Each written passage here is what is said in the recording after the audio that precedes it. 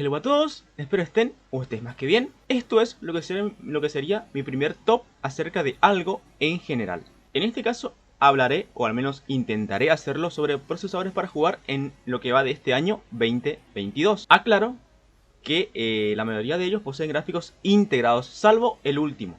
Y por esta razón en particular recomiendo acompañarlos con mínimo 8 GB de RAM y de ser posible 16 GB de RAM. Otra cosa, por favor pásense por la descripción del video porque ahí dejaré las fuentes que utilicé o en las que me basé para la realización de este presente video. También en la descripción tendrán mis redes sociales como son mi canal de Twitch, mi Instagram y mi canal secundario de YouTube. Ahora bien, cualquier recomendación, crítica constructiva, etcétera, es más que bienvenida y los leo en los comentarios. Ahora sí, sin más nada que decir, arrancamos. Abre la lista, en este caso AMD, o bueno, un procesador perteneciente al mismo. Se trata del AMD Ryzen 3 3200G, salido en el año 2019 y sus características son las siguientes. LGA AM4, 4 núcleos, 4 hilos, frecuencia base de 3.6 GHz con un máximo de hasta 4 GHz,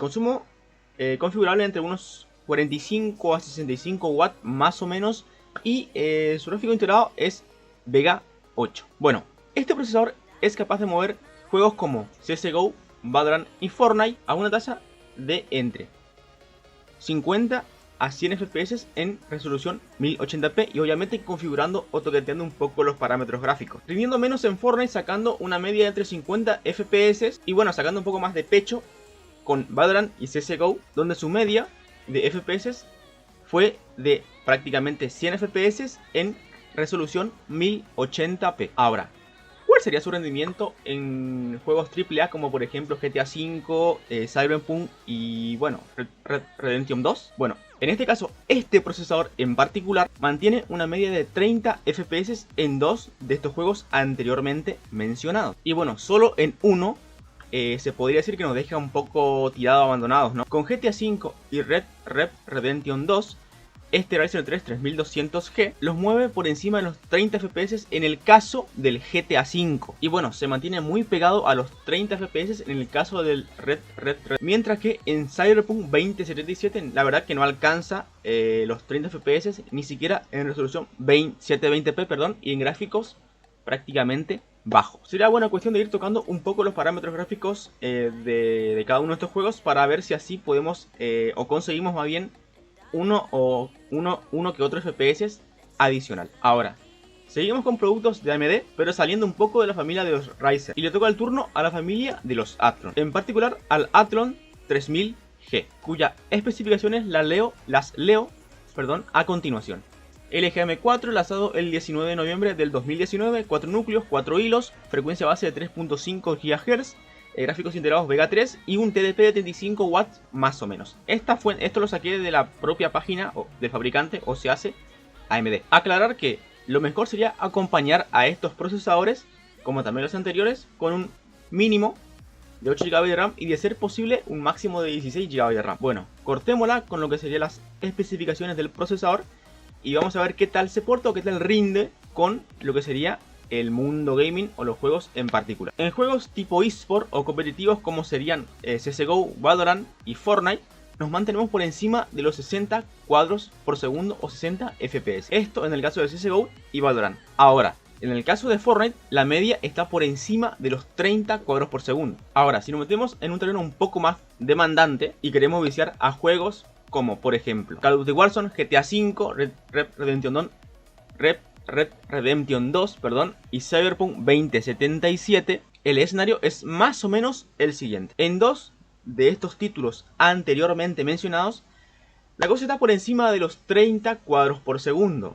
Bien, estoy hablando en el caso del Call of Duty Warzone y el GTA V, ya que bajando un poco de la resolución barra gráficos, la verdad se puede alcanzar esa media de estar por los 30 cuadros por segundo. Bien, ahora, la cosa se va un poco al carajo o se desmorona cuando queremos viciar a lo que sería Cyberpunk 2077 o el Red Redemption 2. ¿Por qué? Bueno, en estos dos títulos últimos mencionados, o sea, Red Redemption 2 y Cyberpunk, la cosa no pasa los 30 cuadros por segundo ni bajando los gráficos, ni bajando la resolución, etcétera. Ya que en estos dos últimos títulos la cosa no, más bien, la media FPS no supera los 30 cuadros por segundo. Y bueno, en el anteúltimo puesto de este top, entre muchas comillas, de procesadores para viciar económicos del 2022, también entre muchas comillas, se encuentra uno del equipo azul. Estoy hablando de uno de los procesadores de Intel, en particular del Pentium G 6400. Las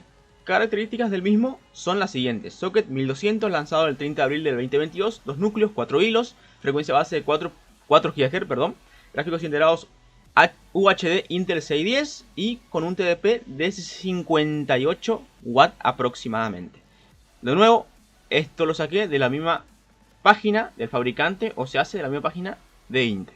En juegos como CSGO, Valorant y Fortnite, es la verdad bastante disfrutable estos títulos. Siendo de los tres, el Valorant el más disfrutable, ya que su media FPS está por encima de los 60 cuadros por segundo, o bueno, 60 FPS. Mientras que en el caso de CSGO y del Fortnite, si bien su media está por encima de los 30 FPS, pero no alcanzamos, o no tocamos, o no nos acercamos mucho a lo que serían los 60 cuadros por segundo. Ahora bien, en juegos más exigentes como GTA V y por ejemplo Resident Evil 3 Remake, en el caso de GTA V estamos entre unos 5 a 10 FPS por encima de lo que serían los 30 cuadros por segundo, que sería más o menos la media que manejamos, ¿no? Entre 35, 38 aproximadamente. Y con el Resident Evil 3 Remake, la mínima si bien es de 26, 25, 26 FPS y con saltitos hasta los 41 FPS aproximadamente. Igual la media creo que está entre los 30 y algo, si mal no recuerdo, por ahí está más o menos. Ya saben que la fuente de todo esto está en la descripción, así que por favor les ruego, pásense por ahí. No incluí juegos como Red Redemption 2 o el Cyberpunk 2077 o el Warzone, porque a decir verdad no eran muy disfrutables esos títulos si se los corría con este procesador y con sus gráficos integrados. Aclaro, porque bueno, si lo pones una gráfica puede ser que se defienda bastante mejor, un poco mejor, pero así, con su gráfico integrado, la verdad esos títulos mencionados no eran muy disfrutables que digamos. Bueno, como dato de color, aprovecho para comentarles que los gráficos integrados de este procesador están a un 19% por encima de lo que sería una Nvidia GT 610, una gráfica prácticamente de multimedia, y un 60% por debajo de lo que sería una Nvidia GT 710. Y bueno, ya para ir más o menos cerrando este top del tema en cuestión, lo hacemos con uno de la familia de los procesadores de AMD, en particular con el AMD Ryzen 3 3300X, cuyas características los leo rápido. LGA AM4 lanzado en el año 2020, frecuencia base de 3.8 GHz, un máximo de 4.3 GHz y un TDP de 64 watts. De nuevo reitero, fuente la propia página de AMD. Bien, bueno, este procesador en particular no incluye gráficos integrados, por lo que tocará o bien ya tener una gráfica para sacar video o por otro lado comprar una gráfica para el mismo propósito. Bueno, ahora, ¿qué gráfica podría acompañar sin perder o generar un cuello de botella? O bueno, al menos un cuello de botella que no sea muy evidente, no muy palpable, muy notorio. Bueno, si acompañamos a este procesador con gráficas como por ejemplo una GTX 1060, una RX 580, una RTX 2060, GTX 1070 o una RTX 3060. Acá hago una breve o bueno, una aclaración en general. Por regla general, siempre y cuando el cuello de botella no supere o no pase ese 10%, se considera que es un cuello de botella aceptable o bueno, que está bien, que es imperceptible por así decirlo. Salvo con la RTX 3060, que el cuello de botella sí superó ese 10%, incluso llegó a un 12% de cuello de botella. Con todas las demás gráficas, la química, entre comillas, de este procesador con esta gráfica era excelente y no llegó a superar ese 10%, incluso se mantenía muy por debajo de ese 10%, que bueno, que no hay que pasarse, ¿no?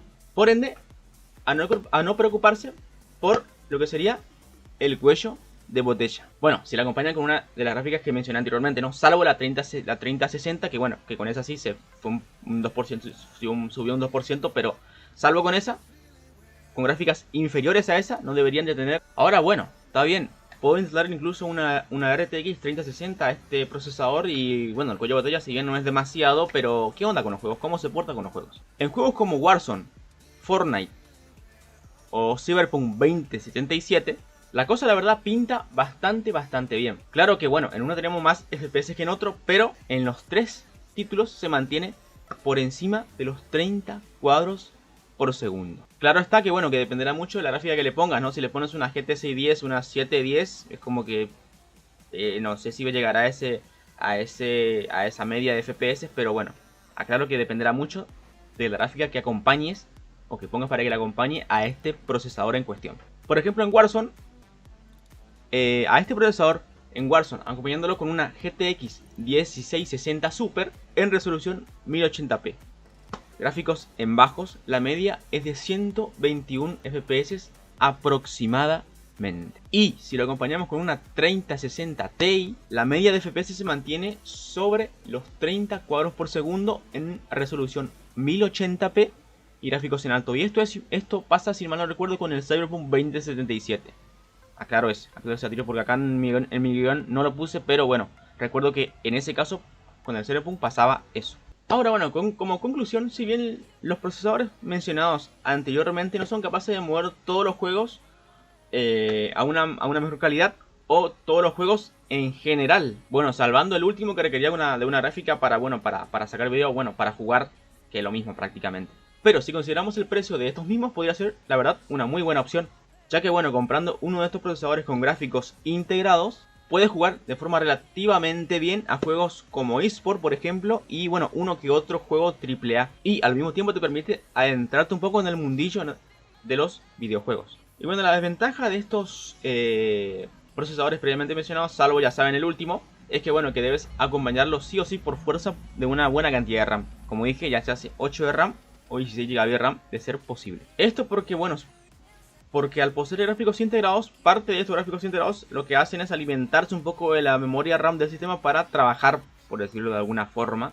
Bueno gente, si el video les fue útil, entretenido y bueno, les sirvió para algo positivo en general, agradecería mucho su like y por favor no olviden suscribirse, ya que eso en realidad me ayuda pila, me ayuda una panda. Cualquier recomendación con respecto a este video es más que bienvenida y las leeré en los comentarios sin duda. Cuídense mucho gente, gracias por llegar hasta el final de este video, gracias por ver el video también en general y bueno, goodbye.